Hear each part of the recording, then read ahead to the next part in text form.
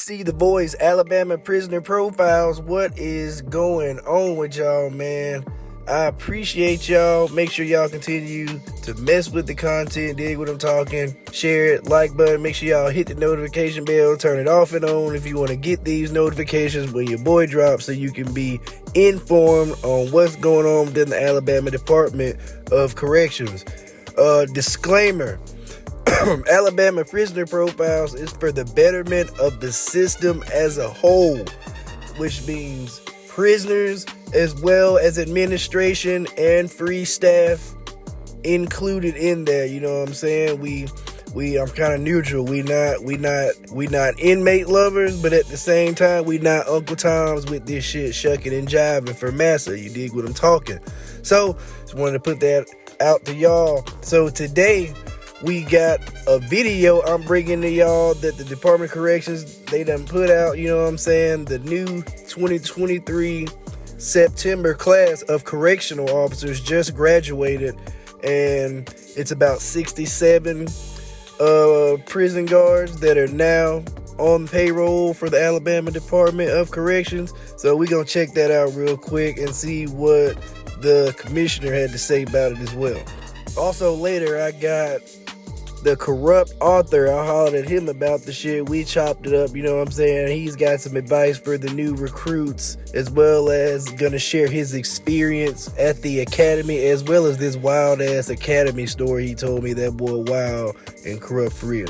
CorruptAuthor.com. Y'all mess with bro shit. Here we go. State made a big dent in an ongoing shortage of corrections officers today. 67 new officers graduated from the Alabama Criminal Justice Center. It's the biggest class since 2019. After 10 weeks of training, officers graduated. They're some of the first to join the ADOC since a salary increase went into effect.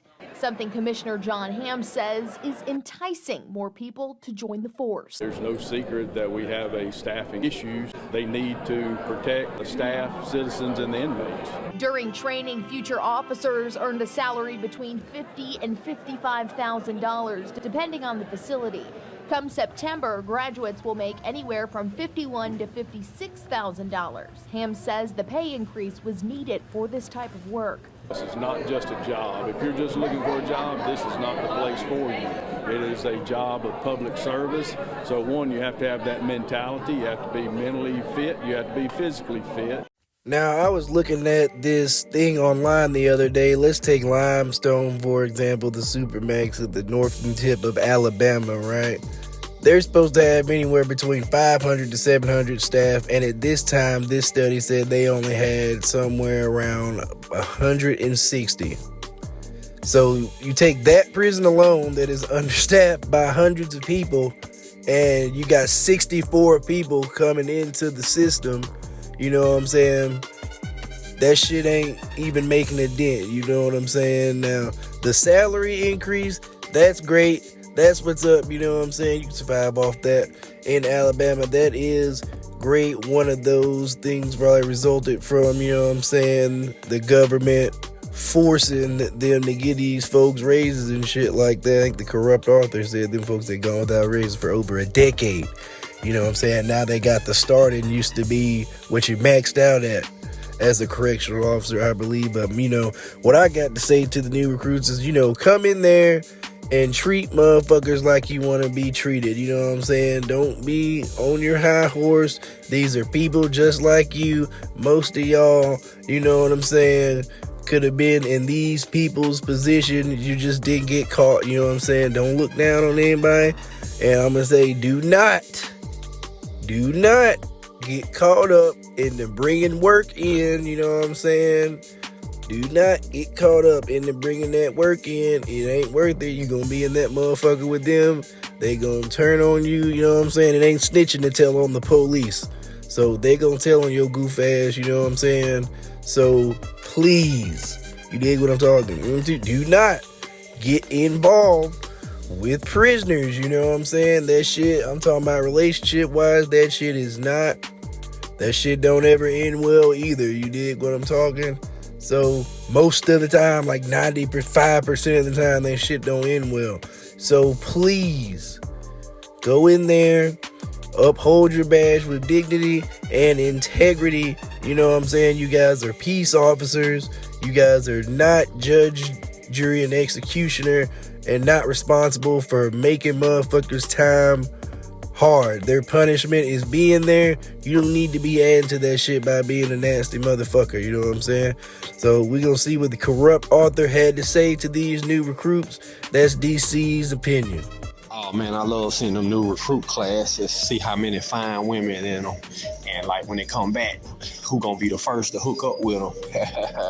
Once they drop the standards low, you do get bigger classes and more graduating. I think we started off with 100 and it dropped under, maybe like 117, and it dropped by to like 80, 79 somewhere, New game today, man. They putting officers away, so man, you don't want to come in there acting crazy. You gotta learn how to game, you gotta adapt.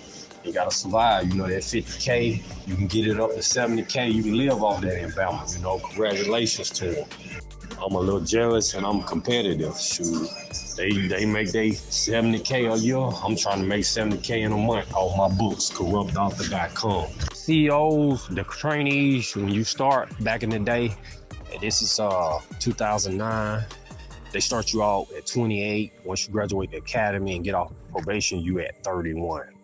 And you're supposed to top out at 47, I think. So, I don't know for sure, but what they be advertising is that they're starting off at 50K. And I've seen some people's salaries that's, once you top out and certain things, I think they top out at 70K. Now, don't quote me on these, but because I ain't really in it, but that's what the information I have, that's what they paying. And that's very good for Alabama. You can pay your bills, support your family on that, and then you're going to get annual raises. You top out in 8 years. They destroy your whole room and you got to redo everything. Like, they got us like twice. Like, if you don't, like, they tell you all your clothes have to face the left or something like that. If they come in there and that, they're going to tear your whole room, tear your sheets off your bed, push your dresser over, take all your clothes, throw them everywhere and stuff. Everything has to be, your shoes, they can't just be anywhere. They have to be facing us. They have to be a certain, in the closet, facing a certain direction and stuff. It's like very meticulous. And if one thing is off, they destroy you and your roommate's thing. So you learn pretty quick to have all the dimensions right. Like, I never slept under my covers. I just left my bed and I had a sleeping bag, and I put the sleeping bag on top of my bed.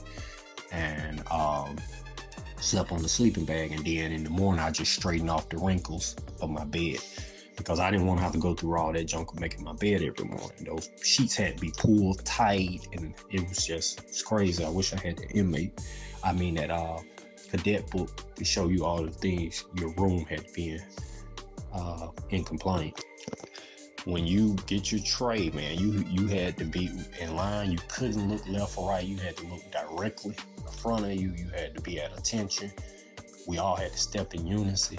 When you got your plate, you had to, bust you couldn't just, you had to walk, you had to hit a left face. You had to go to your aisle. You had to hit a right face. You had to go there. You had to hit another right face. You had to put your tray down. Then you had to sit down. It had to be very neat. If you was walking funny or something, they, make you get down and do push-ups and stuff. If you laughed or did anything, they make you do push-ups. They used to get me all the time. I stopped going to the lunchroom. I just started buying my own food and stopped going to the lunchroom. They was kidding me so much. No, before they built the new complex, it's like a big hotel. It's a building, and the drill sergeants, they have their own building, their own facility. So they're in a different building. But yeah, they catch you outside. You can't even go outside and smoke a cigarette after hours. You gotta be in your room. Room gotta be in compliance. They come in there and shake you down, make sure you ain't got tobacco or phones. Like after week 6 or 7, they give you phone privileges, and we can have our phones. But when you first get there, they take your phones. You live like inmates. We had to shower together. It'd be like 4 or 5 people in the shower with you. It's only like 2 or 3 rooms in there, and like everybody had to, it's like 6 people. Everybody got showered in the morning or at night and stuff. It's hard to get in there and not shower, and nobody be in there. Like I say, our class started with over 100 people. So it's like a big hotel complex, and the drill instructors, they kind of scare you. And like after like week 2 or 3, ain't nobody really breaking rules and they can like rest back. But yeah, you get caught leaving that facility, yeah, you gonna get fired. Now if they caught you with a cell phone, they probably burn you. Make everybody do push-ups or make you do push-ups. They're gonna come tear your room out. And if you get caught, like there's a booklet. Your room, like all your clothes have to be in a certain position. Your dresser has to be a certain amount of inches from the wall. Your bed, the collar, when you fold your bed back, that collar has to be a certain amount of inches. Everything has to be according to that rule book. If they come in there and anything's off, even by like a quarter of an inch, but it did change my perspective. It was the hardest thing I ever do. It was like a military academy. So it did. Once you graduate, it instills pride and you do take your career a little bit more serious. Once you got that training. Man, I'll tell you a story about the academy. I must be a menace or something wrong with me. But I had a little medical situation going on. And they let me go to the doctor. So they sent me to a doctor themselves. Well, while I was out for the doctor, you gotta come right back. So I go, while I'm going to the doctor, I see this red bone shaped like a dream, boy. Had them little shorts on walking in summertime. Man, that woman was so fine. So I got her number. She was acting cool and stuff. So I was like, I think I lied, told her I was a sergeant at the academy or something like that. I ain't tell her I was a trainee. So I get her number and boom, I sneak my phone back into my room at the academy when I go back. You're not supposed to have your phone on you. And they supposed to stay in your car. So I done stuck my phone in there and I'm texting her and stuff. She trying to go out tonight. And I'm like, well, we ain't really supposed to leave, but I'm saying, like, I might do something. So hit me up. So, I'm just thinking like I'm gonna get some pictures from her or something like that, But 10 o'clock, she like, come on, go to this bar with me. Come on, go into this bar with me. So, man, and I'm just like, I want the challenge, I don't know, deviant behavior turned me on. So I'm like, cool, it's a store, it's a Chevron near there. Go to the store, I'm gonna meet you there. I can't drive off, you gotta pick me up. So I didn't know how far the store actually was if you was trying to walk from the academy. It appears when you're driving that it's right across the street from the academy, but all I remember, man, I had to walk and jump the fence. And it's 10 o'clock at night. I jumped the fence. I had to walk a long ways to get to that store. I get to that store, get in the car with her, man. She looking so good. We go to this hole in the wall. She dancing. She like the most attractive girl in there. I'm sweating, like I'm scared. Like my heart, I'm like, I gotta get back.